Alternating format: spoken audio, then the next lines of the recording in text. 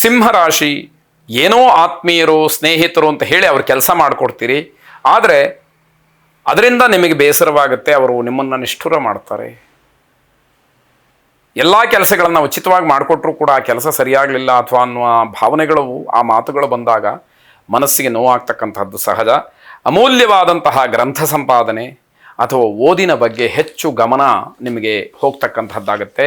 ಅಧ್ಯಾತ್ಮ, ಧಾರ್ಮಿಕ ವಿಚಾರಗಳು, ಸಾಧನೆಯನ್ನು ಮಾಡಿದಂತಹ ವ್ಯಕ್ತಿಗಳ ವಿಚಾರ, ಪೂಜ್ಯ ಸ್ಥಾನದಲ್ಲಿರ್ತಕ್ಕಂಥವ್ರು, ಸಮಾಜ ಉದ್ಧಾರಕ್ಕೆ ಶ್ರಮಪಟ್ಟಂಥವ್ರು, ಸ್ವಾತಂತ್ರ್ಯ ಸಂಗ್ರಾಮದಲ್ಲಿ ಭಾಗಿಗಳಾದಂಥವ್ರು, ಸ್ವತಂತ್ರ ಹೋರಾಟಗಾರರು ನಿಜವಾದಂಥವ್ರು, ಇವರ ಬಗ್ಗೆ ವಿಶೇಷವಾದಂತಹ ಕಾಳಜಿ ಬರುತ್ತೆ.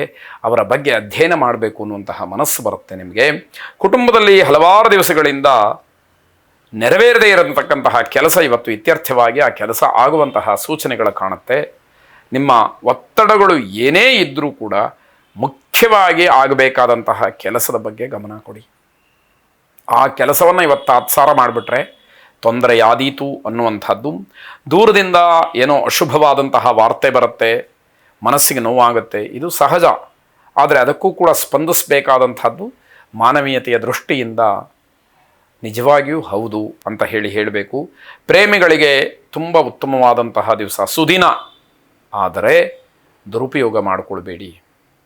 ಸಮಾಜದ ಕಣ್ಣಿಗೆ ನೀವು ಅಪರಾಧಿಗಳು, ಆರೋಪಿಗಳು ಅನ್ನುವಂತಹ ಭಾವನೆ ಬರುವಂಥದ್ದು ಖಂಡಿತ ಬೇಡ. ನದೀ ತೀರದಲ್ಲಿ, ಸಮುದ್ರ ತೀರದಲ್ಲಿ ಇರತಕ್ಕಂತಹ ಈಶ್ವರನನ್ನು ಪ್ರಾರ್ಥನೆ ಮಾಡಿ. ಗೋಕರ್ಣ, ಮುರುಡೇಶ್ವರ, ರಾಮೇಶ್ವರ ಇತ್ಯಾದಿಗಳಲ್ಲಿ ಇರತಕ್ಕಂತಹ ಪರಮೇಶ್ವರನನ್ನು ಮನಸ್ಸಿನಲ್ಲಿ ಧ್ಯಾನಿಸಿ. ಶುಭವಾಗಿ. ಕನ್ಯಾ ರಾಶಿ, ಹಿರಿಯರ ಮತ್ತು ಸಂಗಾತಿಯ ಮಾತಿಗೆ ಬೆಲೆಯನ್ನು ಕೊಡಬೇಕಾಗತ್ತೆ. ಒಂದು ವೇಳೆ ಅಲ್ಲಿ ಬೆಲೆಯನ್ನು ಕೊಡಲಿಲ್ಲ, ಮನೆಯಿಂದ ಹೊರಗಡೆನೂ ವ್ಯವಹಾರದಲ್ಲಿಯೂ ಮನೆಯಲ್ಲಿಯೂ ನಿಮಗೆ ನೆಮ್ಮದಿ ಅಂತಕ್ಕಂಥದ್ದು ಸಿಕ್ಕದೇ ಇರುವಂತಹ ದಿವಸ. ಶತ್ರುಗಳ ಆಕ್ರಮಣದ ಸೂಚನೆ ಇದೆ. ನಿಮ್ಮ ವಿರೋಧಿಗಳು ನಿಮ್ಮನ್ನು ಆಕ್ರಮಿಸಬೇಕು, ನಿಮಗೆ ತೊಂದರೆಯನ್ನು ಮಾಡಬೇಕು ಅಂತ ಹೇಳಿ ಕಾಯ್ತಾ ಕುಳಿತಿರ್ತಾರೆ ಎನ್ನುವಂತಹ ಅರ್ಥ. ಆದರೆ ತಾಳ್ಮೆಯಿಂದ, ಬುದ್ಧಿವಂತಿಕೆಯಿಂದ ಅದನ್ನು ಬಗೆಹರಿಸ್ಕೊಳ್ಬೇಕಷ್ಟೇ ಹೊರತು ಕೋಪಕ್ಕೆ ಅವಕಾಶವನ್ನು ಮಾಡಿಕೊಡಬೇಡಿ.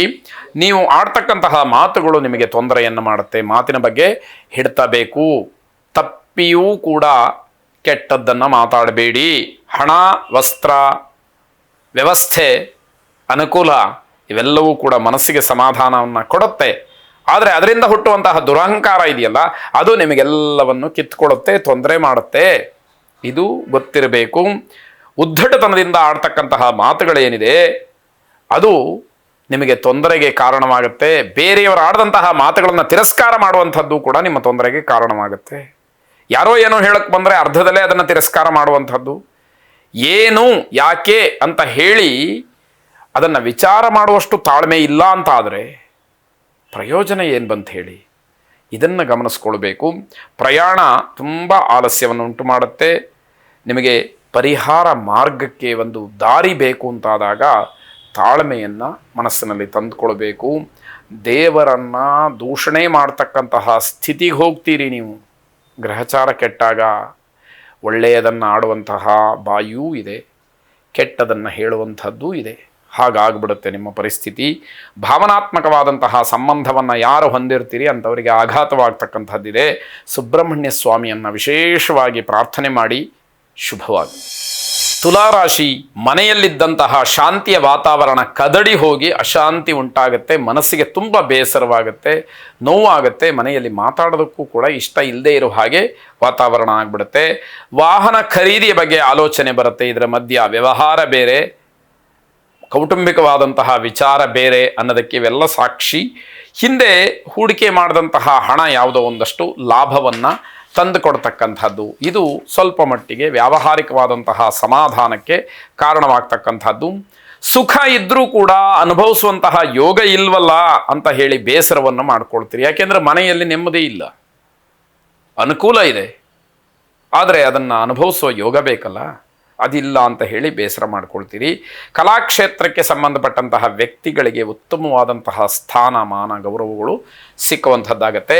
ಮಾನಸಿಕವಾದಂತಹ ಕಿರಿಕಿರಿ ಆಗ್ಬೋದು, ಹಣದ ತೊಂದರೆ ಆಗ್ಬೋದು, ಇದೆಲ್ಲ ಬೇಸರ, ಒಂದು ರೀತಿಯಲ್ಲಿ ಸಂಬಂಧದಲ್ಲಿ ಒಡಕು ಉಂಟಾಗೋದಕ್ಕೆ ಇವೆಲ್ಲ ಸಣ್ಣ ಪುಟ್ಟ ಕಾರಣಗಳಾಗತ್ತೆ ಅನ್ನುವಂಥದ್ದು. ಆಸ್ತಿಯ ವಿಚಾರಕ್ಕೆ ಮನಸ್ತಾಪ ಉಂಟಾಗ್ಬೋದು. ಸಮಸ್ಯೆಯನ್ನು ಮಾತಿನಲ್ಲೇ ಬಗೆಹರಿಸ್ಕೊಂಡ್ರೆ ಬಹಳ ಒಳ್ಳೆಯದು. ಜಗಳದವರೆಗೆ ಹೋಗುವಂಥದ್ದು ಬೇಡ, ಅಥವಾ ನ್ಯಾಯಾಲಯದ ಮೊರೆ ಹೋಗುವಂಥದ್ದು ಬೇಡ ಅಂತ ಅರ್ಥ. ಅಶಕ್ತರಿಗೆ, ರೋಗಿಗಳಿಗೆ ಹಣ್ಣುಗಳನ್ನು ಕೊಡಿ, ಅವರಿಗೆ ಕೈಲಾದಷ್ಟು ಸಹಾಯವನ್ನು ಮಾಡಿ. ಶುಭವಾಗಿದೆ. ವೃಶ್ಚಿಕ ರಾಶಿ, ನಿವೃತ್ತ ಸರ್ಕಾರಿ ನೌಕರರಿಗೆ ಸ್ವಲ್ಪ ಮಟ್ಟಿಗೆ ಮಾನಸಿಕವಾದಂತಹ ಕಿರಿಕಿರಿ ಉಂಟಾಗುವಂತಹ ದಿವಸ ಇದು. ಹಾಗಾಗಿ ಅದರ ಕಾರಣವನ್ನು ತಿಳ್ಕೊಳ್ಳಿ, ಅದಕ್ಕೆ ಪರಿಹಾರವನ್ನು ಕಂಡುಕೊಳ್ಳಿ ಅನ್ನುವಂಥದ್ದು. ಬೆನ್ನು ನೋವಿನ ಸಮಸ್ಯೆ ನಿಮಗೆ ತೊಂದರೆಯನ್ನು ಕೊಡಬಹುದು. ಕಮಿಷನ್ ಏಜೆಂಟ್ಸ್ಗಳಿಗೆ ಲಾಭ ಮತ್ತು ಶುಭದಾಯಕವಾದಂತಹ ದಿವಸ ಇದು. ಅದರಿಂದ ನಿಮಗೆ ಅನುಕೂಲವಾಗುವಂಥದ್ದು ಇದೆ. ಉನ್ನತ ವಿದ್ಯಾಭ್ಯಾಸಕ್ಕೆ ನಗರಕ್ಕೋ ವಿದೇಶಕ್ಕೋ ಹೋಗಬೇಕು ಅಂತ ಹೇಳಿ ಅಂದ್ಕೊಂಡವರಿಗೆ ಉತ್ತಮವಾದಂತಹ ದಿವಸ. ನಿಮ್ಮ ಪ್ರಯತ್ನವನ್ನು ಎಡೆಬಿಡದೆ ಪ್ರಾಮಾಣಿಕವಾಗಿ ನಿರಂತರವಾಗಿ ಮಾಡಿ ಅದರಲ್ಲಿ ಜಯಶೀಲರಾಗ್ತೀರಿ. ಅದು ನಿಮಗೆ ಒಳಿತನ್ನು ಸೂಚಿಸುತ್ತೆ ಅಂತ ಹೇಳಿ ಅರ್ಥ.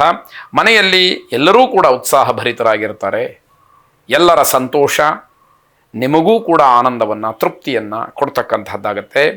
ಮನೆಯಲ್ಲಿ ಏನೋ ಒಂದು ರೀತಿಯ ಸಂತೋಷದ ವಾತಾವರಣ, ಹಬ್ಬದ ವಾತಾವರಣ ಯಾವ ಹಬ್ಬವೂ ಇಲ್ಲ, ಆದರೆ ಎಲ್ಲರೂ ಕೂಡ ಅಷ್ಟೊಂದು ಸಂತೋಷದಿಂದ ಉತ್ಸಾಹದಿಂದ ಇರ್ತಾರೆ ಅನ್ನುವಂಥದ್ದೇ ಅಲ್ಲಿ ಹಬ್ಬದ ರೀತಿಯಲ್ಲಿ ತೋರುವಂಥದ್ದಾಗತ್ತೆ. ಕುಟುಂಬ ಮತ್ತು ವ್ಯವಹಾರ ಇದರಲ್ಲಿ ಸಮತೋಲನವನ್ನು ಕಾಯ್ದುಕೊಳ್ಬೇಕು. ಕುಟುಂಬವೂ ಮುಖ್ಯ, ವ್ಯವಹಾರವೂ ಮುಖ್ಯ. ಯಾವುದನ್ನು ಕೂಡ ಅಸಡ್ಡೆಯಿಂದ ತಾತ್ಸಾರದಿಂದ ನೋಡುವ ಹಾಗಿಲ್ಲ. ಎರಡನ್ನೂ ಸರಿದೂಗಿಸ್ಕೊಂಡು ಹೋಗಬೇಕಾದಂತಹ ಗುರುತರವಾದ ಜವಾಬ್ದಾರಿ ನಿಮ್ಮ ಮೇಲೆ ಇರುತ್ತೆ. ಅದರಲ್ಲಿ ನೀವು ಉತ್ತೀರ್ಣರಾಗಬೇಕು ಅನ್ನುವಂಥದ್ದು. ವಿಘ್ನೇಶ್ವರನನ್ನು ಪ್ರಾರ್ಥನೆ ಮಾಡಿ ಎಲ್ಲ ವಿಘ್ನಗಳು ನಿವಾರಣೆಯಾಗಿ ನಿರ್ವಿಘ್ನವಾಗಿ ನೀವು ಅಂದುಕೊಂಡಂತಹ ಕೆಲಸಗಳು ಆಗಲಿ. ಶುಭವಾಗಿ.